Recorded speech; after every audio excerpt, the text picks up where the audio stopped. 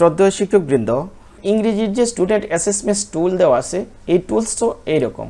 সেক্ষেত্রে বলছে listen and answer, what's your name, তারপরে what class are you in, এইরকম বিভিন্ন নির্দেশনা আছে কোথায় লিখতে হবে, কোথায় পড়তে হবে।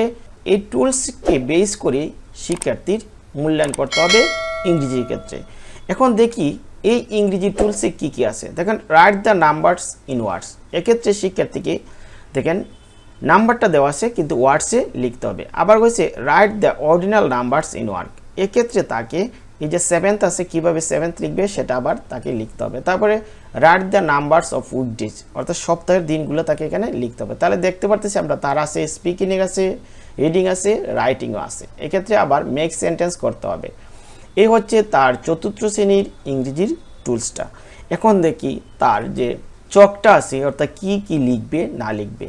দেখেন, students assessment data record class 4 English, এক্ষেত্রে তার যে টুলসটা ধরা হয়েছে সেক্ষেত্রে আপ টু এপ্রিল 2025 বিবেচনা করা হয়েছে। প্রথমে ক্লাস রুল থাকবে, তারপর স্টুডেন্টস নেম থাকবে, তারপর লিসেনিং অ্যান্ড স্পিকিং, এক্ষেত্রে লিসেন অ্যান্ড আনসার থাকবে, তারপরে রিডিং থাকবে, A read aloud text, B reading with understanding answer question, number 3 দেখেন number in words 1 to 30, ordinal numbers 1 to 10, name of weekdays, তারপরে making sentence, daily routine sentence 5 sentence. এই ঘরগুলা তাকে পূরণ করতে হবে তার অ্যাসেসমেন্ট থেকে। এখন এই ঘরগুলো আমরা কিভাবে পূরণ করব, সেই ক্ষেত্রে তার যে ইনস্ট্রাকশন বা নির্দেশনা আছে সেটা আমরা দেখি। দেখেন, স্টুডেন্ট অ্যাসেসমেন্ট গাইডলাইন ইংলিশের ক্ষেত্রে কি বলা হচ্ছে বেসলাইন মূল্যায়ন টুলস প্রণয়নের ক্ষেত্রে জাতীয় প্রাথমিক শিক্ষা একাডেমি কর্তৃক প্রণীত বার্ষিক পাঠ পরিকল্পনা এপ্রিল 2025 পর্যন্ত বা লেসন বা পাঠ বিবেচনা নেওয়া হয়েছে। তারপর বেসলাইন টুলস পরিচালনার ক্ষেত্রে শিক্ষার্থীর জন্য ভয় না পায় সেদিকে খেয়াল রেখে তার সাথে বন্ধুসুলভ আচরণ করে তার টুলস দ্বারা তার মূল্যায়ন করতে হবে, অর্থাৎ যে শিক্ষণটা তার অর্জন হওয়ার কথা তা সে কতটুকু অর্জন করতে পেরেছে। শ্রেণী শিক্ষক এই বেসলাইন টুলসটি 1-to-1 অ্যাপ্রোচে শিক্ষার্থীর নিকট থেকে তথ্য সংগ্রহ করবেন এবং বেসলাইনের তথ্য তার রেকর্ডে লিপিবদ্ধ করবেন। বেসলাইন টুলসের কোনো প্রশ্নের ক্ষেত্রে অধীনে একাধিক অভিজ্ঞাপদ দেওয়া হয়েছে, অর্থাৎ এক বা একাধিক অভিজ্ঞাপদ দেওয়া হয়েছে।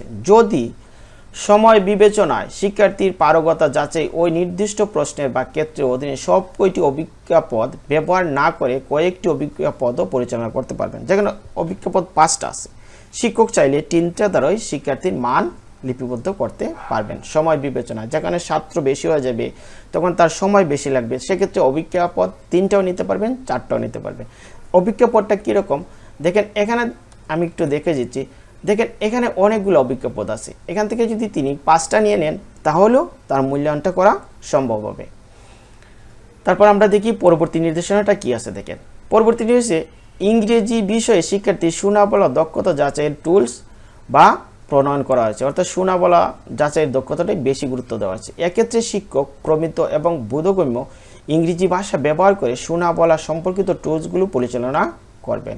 পড়ার দক্ষতা বা যাচাইয়ের ক্ষেত্রে শিক্ষক প্রণয়নকৃত টুলস বর্ণ কার্ড, শব্দ কার্ড, বাক্য কার্ড তৈরি করে ব্যবহার করবেন, বা টেক্সট পড়তে দিলে শিক্ষক এই টেক্সটও শিক্ষার্থীকে সরবরাহ করতে হবে। এবং লেখার দক্ষতা যাচাই ক্ষেত্রে শিক্ষক আলাদা কাগজ সরবরাহ করবেন বা শিক্ষার্থীর যে বাড়ি থেকে কাগজ আনবেন সেই কাগজেই তার মূল্যায়নটা করতে হবে। তারপর পরীক্ষা যখন বা মূল্যায়নটা শেষ হবে তখন ওই কাগজটা তার রেকর্ডের সাথে রেখে দিতে হবে, অর্থাৎ যে মূল্যায়নপত্র দ্বারা তাকে মূল্যায়ন করা হয়েছে তার সাথে স্ট্যাপলার করে রেখে দিতে হবে।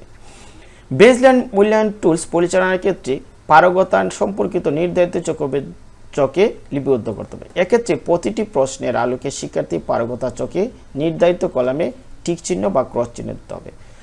লক্ষ্য করেন, যদি ইংলিশের ক্ষেত্রে শিক্ষার্থী কোনো একটি বিষয়ে সে যোগ্যতা অর্জন করে, অর্থাৎ লিসেনের আনসার তার সঠিক হয়, তার সেক্ষেত্রে এই বক্সে বা এই কোটায় রাইট চিহ্ন দিতে হবে, মানে টিক চিহ্ন দিতে হবে। আবার যদি তার এই যোগ্যতাটি অর্জন না হয় তাহলে তাই এখানে ক্রস দিতে হবে। কিন্তু বাংলার ক্ষেত্রে আমরা 1, 2, 3 জানলেও ইংলিশের ক্ষেত্রে রাইট অথবা ক্রস দেওয়া ছাড়া আর কোনো উপায় নেই। এই হচ্ছে ইংলিশের ক্ষেত্রে। তাহলে প্রিয় শিক্ষকবৃন্দ, এভাবে আমরা 3য় থেকে 5ম শ্রেণীর শিক্ষার্থীর ইংরেজি বিষয়ে তার রেকর্ড সংরক্ষণ করব এবং শিক্ষার্থীর বর্তমান শিক্ষণ যোগ্যতা মূল্যায়ন করা বা যাচাই করাটাই হচ্ছে আমাদের বর্তমান এই স্টুডেন্ট অ্যাসেসমেন্ট বা বেসলাইনের মূল লক্ষ্য। এই বেসলাইন থেকে রেকর্ড সংরক্ষণ করতে হবে এবং পরবর্তী সময়ে তারকে নিয়ে কি কর্ম পরিকল্পনা বাস্তবায়ন করে তার শিখন ঘাটতি পূরণ করিয়ে আমাদের কাঙ্ক্ষিত যোগ্যতা অর্জন করতে পারি, সেই লক্ষ্যই হচ্ছে এই বেসলাইন মূল্যায়ন টুলসের মূল উদ্দেশ্য।